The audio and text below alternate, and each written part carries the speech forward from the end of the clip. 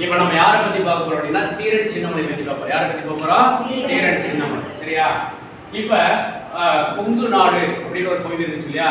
அந்த கொங்கு நாட்டை யார் ஆட்சி பண்ணது அப்படின்னா நாயக்கர்கள் ஆட்சி பண்ணாங்க. யாரு? நாயக்கர்கள்.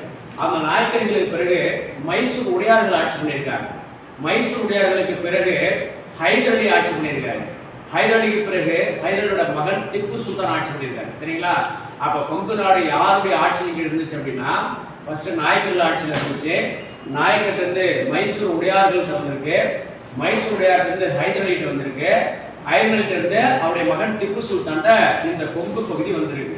அப்ப கொங்கு நாடு அப்படின்றது எந்தெந்த பகுதிகளை உள்ளடக்கியது பேர் கொங்கு நாடு அப்படின்னு பாத்தீங்கன்னா சேலம் மாவட்டம், கரூர் மாவட்டம், கோயம்புத்தூர் மாவட்டம், திண்டுக்கல் மாவட்டம். சரிங்களா? இந்த பகுதியில் உள்ளடக்கப்பட்டது கொங்கு நாடு. சரிங்களா?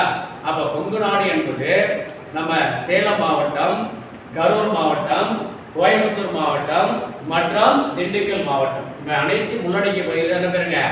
கொங்கு நாடு. சரிங்களா? ரைட். இப்ப கொங்கு நாடு அப்படின்னு சொல்லும்போது இப்ப தீரன் சின்னமலை பாருங்க.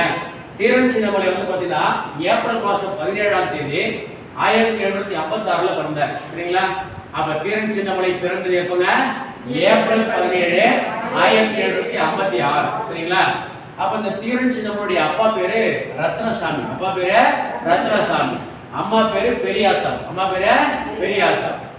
அப்ப ரத்னசாமிக்கும் பெரியாத்தாளுக்கும் ஏப்ரல் மாதம் 17ஆம் தேதி 1756ஆம் ஆண்டு பிறந்தவர் யார் அப்படின்னா தீரன் சின்னமலை. சரிங்களா? இப்ப இந்த தீரன் சின்னமலையுடைய இயற்பெயர் என்ன அப்படின்னு பாத்தீங்கன்னா தீர்த்தகிரி. என்ன பேருங்க? தீர்த்தகிரி. அப்ப தீரன் சின்னமலை இயற்பெயர் என்னங்க? தீர்த்தகிரி. அவர் பிறந்த இடம் எது அப்படின்னா மேலப்பாளையம். அவர் பிறந்த இடம் எது? மேலப்பாளையம். சரிங்களா? அப்ப இந்த தீரன் சின்னமலையின் இயற்பெயர் என்ன? தீர்த்தகிரி. தீர்த்தகிரி பிறந்த இடம் எது? மேலப்பாளையம். சரிங்களா? தீர்த்தகிரியுடைய தந்தை பெயர் என்ன? ரத்னசாமி. தாய் பெயர் என்ன? பெரியாத்தாள். தீர்த்தகிரி என்ற தீரன் சின்னமலை பிறந்த நாள் மற்றும் ஆண்டு ஏப்ரல் 17 1756. சரிங்களா? இப்ப இந்த தீரன் சின்னமலை இருக்கார் இல்லையா, இவர் எதெல்லாம் தேர்ச்சி பெற்று இருந்தார் அப்படின்னா வில்வித்தையில தேர்ச்சி பெற்று இருந்தார், குதிரை ஏற்றத்துல தேர்ச்சி பெற்று இருந்தார், சிலம்பம். சரிங்களா? அப்ப வில்வித்தை, குதிரை ஏற்றம், சிலம்பம் ஆகியவற்றில் தேர்ச்சி பெற்றிருந்தது யார் அப்படின்னா தீரன் சின்னமலை. சரிங்களா? ரைட். இப்ப திப்பு சுல்தான் இருக்கார் இல்லையா, திப்பு சுல்தான் அவர் தானே கொங்கு பகுதியில் இருக்கிறாரு. ஏன்னா நாயக்கத்திலிருந்து மைசூர் உடையார், மைசூர்ல ஹைதர் அலி, ஹைதர் அலில இருந்து திப்பு சுல்தான். இப்ப இந்த திப்பு சுல்தானுடைய திவான், திவான்னா இந்த வரி வசூல் பண்றவர் யாருன்னா முகமது அலி. யாரு? முகமது அலி. சரிங்களா? அப்ப திப்பு சுல்தானுடைய திவான் முகமது அலி என்ன பண்றாரு?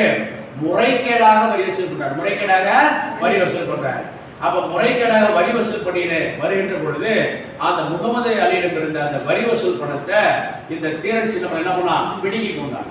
அப்ப பிடிங்கி கொண்ட உடனே நீ யாருப்பா அப்படின்னு கேட்கும்போது உடனே தீரன் சின்னமலை சொல்றாரு, சிவன் மலைக்கும் சென்னி மலைக்கும் இடையே ஒரு சின்ன மலை பிடுங்கி கொண்டான் அப்படின்னு போய் சொல்லு அப்படின்னு சொல்லி அனுப்புற.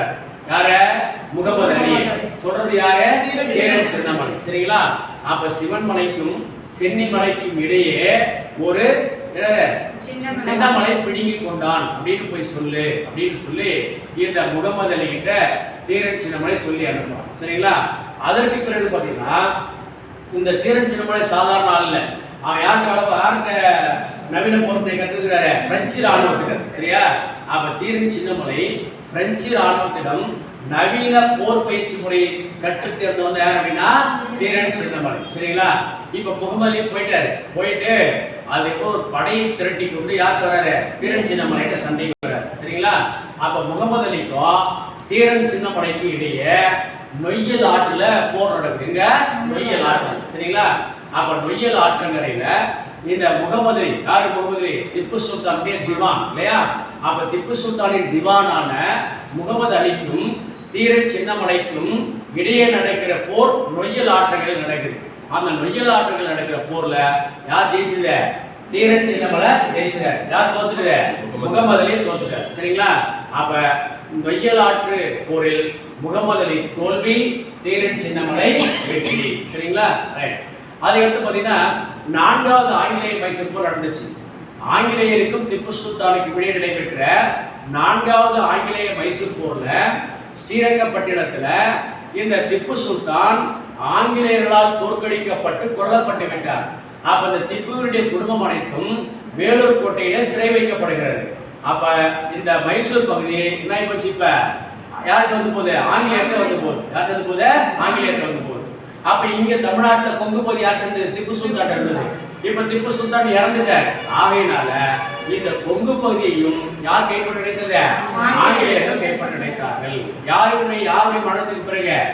திப்புவின் மரணத்துக்கு பிறகு. சரிங்களா? அப்ப திப்பு சுல்தான் 4வது ஆங்கிலேய மைசூர் போரில் திப்பு சுல்தான் ஆங்கிலேயர்களால் தோற்கடிக்கப்பட்டு கொல்லப்பட்ட பிறகு திப்புவின் குடும்பம் வேலூர் சிறையில சிறை வைக்கப்பட்டது. அது மட்டுமல்ல, கொங்கு பகுதி திப்புவின் கட்டுப்பாட்டில் இருந்தது. திப்புவின் மறைவுக்கு பிறகு இந்த கொங்கு பகுதியை ஆங்கிலேயர்கள் கைப்பற்ற நினைத்தனர். சரிங்களா? ரைட். அதை எடுத்து பாத்தீங்கன்னா கர்னல் மேக்ஸ்வெல் அவர் தலைமையில ஒரு ஆங்கில படைத்தளபதி கர்னல் மேக்ஸ்வெல் தலைமையில யார்கிட்ட சண்டை வராங்க? தீரன் சின்னமலையிட்ட சண்டை வராங்க. அப்ப இதுல யார் ஜெயிக்கிறது? கர்னல் மேக்ஸ்வெல் ஜெயிச்சார். சரிங்களா? அப்ப தீரன் சின்னமலைக்கும் கர்னல் மேக்ஸ்வெல் கிட்ட நடக்கிற சண்டையில யார் ஜெயிச்சது? கர்னல் மேக்ஸ்வெல் ஜெயிச்சிட்டாரு. தீரன் சின்னமலை தோத்துட்டார். சரிங்களா? அதுக்கடுத்து பாத்தீங்கன்னா 1801ஆம் ஆண்டு காவிரி ஆற்றுப்போர். 1801ஆம் ஆண்டு காவிரி ஆற்றுப்போர். அதுக்கடுத்து 1804ல அரசலூர் போர். என்ன போங்க? அரசலூர் போர். இது ரெண்டுமே வந்து பாத்தீங்கன்னா ஆங்கிலேயருக்கும் தீரன் சின்னமலைக்கு இடையே நடக்குது. சரிங்களா? அப்ப 1801ஆம் ஆண்டு என்ன போறங்க? காவிரி ஆற்றுப்போர். 1804ல அரசலூர் போர். அப்ப ஒரு பக்கம் தீரன் சின்னமலை, இன்னொரு பக்கம் ஆங்கிலேயர். இவங்க ரெண்டு பேரும் இடையே நடக்கிற போர் தான் இந்த காவிரி ஆற்றுப்போர் மற்றும் அரசலூர் போர். சரிங்களா? இப்ப இந்த 1804ஆம் ஆண்டு அரசலூர் போர்ல கர்னல் ஹாரிஸ் தலைமையில யார்கிட்ட சண்டை? தீரன் சின்னமலையோட சண்டை. சரிங்களா? அப்ப 1804ஆம் ஆண்டு கர்னல் ஹாரிஸ் மற்றும் தீரன் சின்னமலைக்கு இடையே அரசலூர் போர்ல யார் ஜெயிக்கிறது? கர்னல் ஹாரிஸ் ஜெயிக்கிறார். யார் தோத்து போறா? தீரன் சின்னமலை தோத்து போறார். அதுக்கு காரணம் என்ன அப்படின்னா, தீரன் சின்னமலையுடைய சமையல்காரரான நல்லப்பன் தீரன் சின்னமலை இந்த பொதியை காட்டி கொடுத்துறான். அப்ப தீரன் சின்னமலை காட்டி கொடுத்த சமையல்காரர் யாரு? நல்லப்பன். அதனால தீரன் சின்னமலை என்ன பண்றாங்க? கைது செய்யப்படுறாரு. சரிங்களா? அப்ப 1804ஆம் ஆண்டு அரசலூர் போர்ல யாருக்கு இடையே? ஆங்கில படைத்தளபதி கர்னல் ஹாரிஸுக்கும் தீரன் சின்னமலைக்கு இடையே நடக்குது. இதுல தீரன் சின்னமலை இந்த போர்ல தோற்கடிக்கப்பட்டு போய் என்ன பண்றாரு? பதுங்கி இருக்கிறாரு. அப்படி இருக்கின்ற பொழுது அந்த அவருடைய சமையல்காரர் நல்லப்பனால் தீரன் சின்னமலை காட்டி கொடுக்கப்படுறாரு ஆங்கிலேயர்கிட்ட. உடனே ஆங்கிலேயர்கள் தீரன் சின்னமலையை கைது செய்து சிறையில் அடைக்கிறாங்க. பிறகு 1805ஆம் ஆண்டு ஜூலை 31ஆம் நாள். சரிங்களா? அப்ப ஜூலை மாதம் 31ஆம் நாள் 1805ஆம் ஆண்டு சங்ககிரி கோட்டையினுடைய உச்சியில தீரன் சின்னமலை ஆங்கிலேயர்களால் தூக்கிலிடப்பட்டார். சரிங்களா? அப்ப தீரன் சின்னமலை தூக்கிலிடப்பட்டது எப்பங்க? ஜூலை 31 1805. சரிங்களா? எந்த இடத்துல? சங்ககிரி கோட்டை உச்சியில். சரியா? அப்ப ஜூலை 31 1805ஆம் ஆண்டு சங்ககிரி கோட்டையின் உச்சியில் தீரன் சின்னமலை ஆங்கிலேயர்களால் தூக்கிலிடப்பட்டார். சரிங்களா? இதை யார் பற்றியது? தீரன் சின்னமலை பற்றி. சரிங்களா? ரைட். ஓகே. இதான் தீரன் சின்னமலை பற்றி. ரைட்.